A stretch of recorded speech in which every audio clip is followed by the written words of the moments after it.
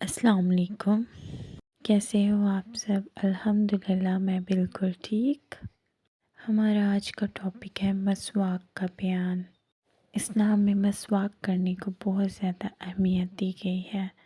سیدنا حذیفہ فرماتے ہیں رسول اللہ صلی اللہ علیہ وآلہ وسلم جب رات کو تہجد کے لیے اٹھتے تو مسواک کرتے۔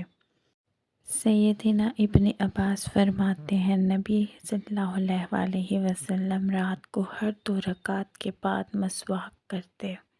سیدنا عائشہ صدیقہ سے روایت ہے کہ رسول اللہ صلی اللہ علیہ وآلہ وسلم فرمایا کرتے مسواک منہ کے لیے طہارت کا سبب اور اللہ کی رضامندی کا ذریعہ ہے۔ سیدہ ام سلمہ سے روایت ہے کہ رسول اللہ صلی اللہ علیہ وآلہ وسلم نے فرمایا جب بھی میرے پاس جبرائیل آئے تو مجھے مسواک کرنے کا حکم کرتے تھے۔ مجھے خطرہ لاحق ہوا کہ میں اپنے منہ کی اگلی جانب نہ چھیل لوں۔